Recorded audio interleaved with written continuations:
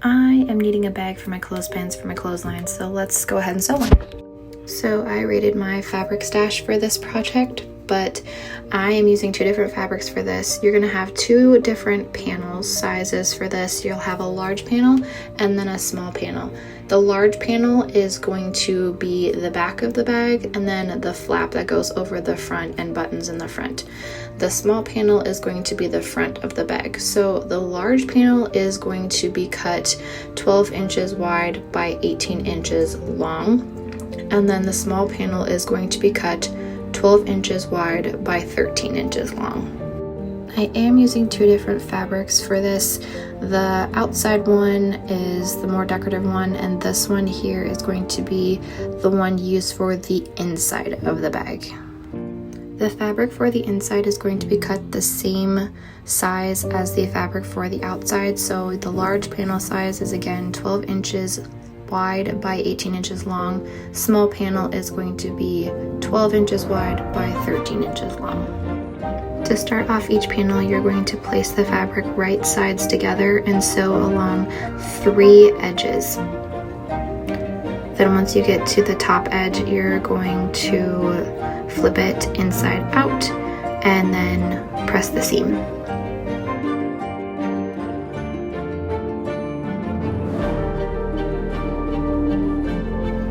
I do clip the corners after I've sewn it just to create cleaner edges and corners when I flip the bag right side out.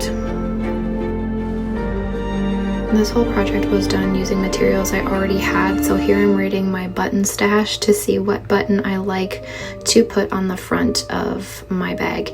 Now, I did use leftover clothesline from hanging my clothesline. You can use clothesline, rope, ribbon, whatever you like for the tie on this, but I am cutting it to 5 inches, and then I will attach that to the open side of the large panel. So I'm going to flip the edges of the open portion of the panel that I just sewed, and I'm going to flip them inside out so I create a seam. And then I am also going to put the little piece of rope in there so that when I sew across the top portion of this panel, it seals the rope inside the seam to create a little loop to hook the button around.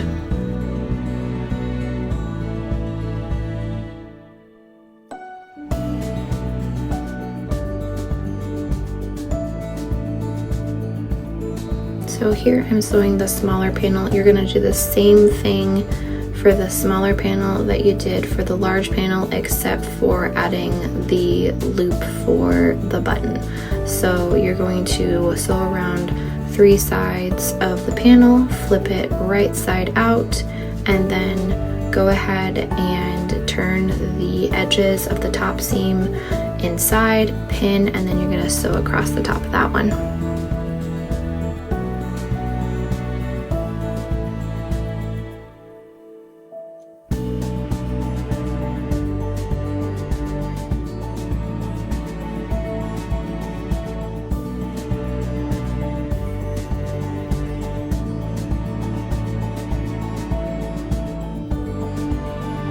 Once you're done sewing all of the panels, what you're going to do is you're going to take them and place them decorative side or the outside of the bag together, and then you're going to pin around the edges. You're only going to sew 3 sides to this one as well, so you leave an opening at the top for the opening of the bag.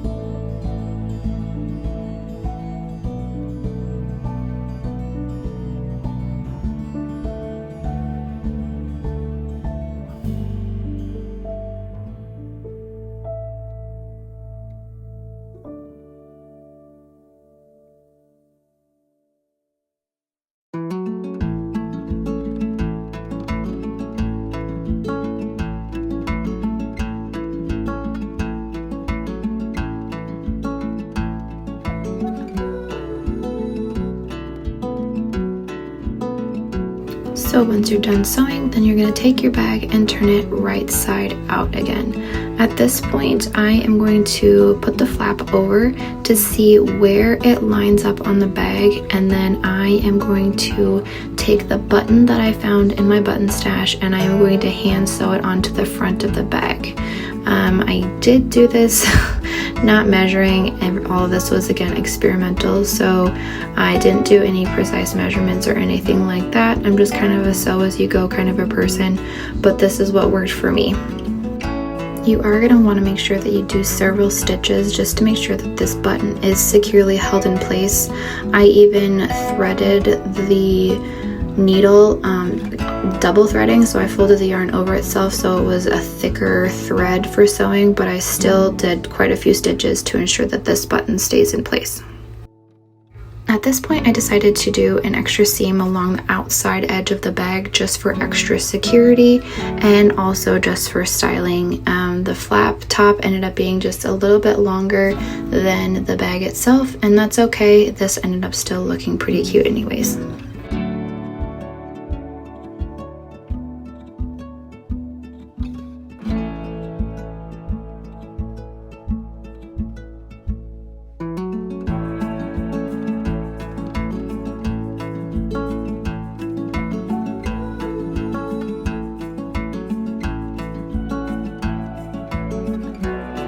Okay, so here is the finished bag. This ended up taking me about 3 hours to complete. It was very easy. I will link the pattern in the description below.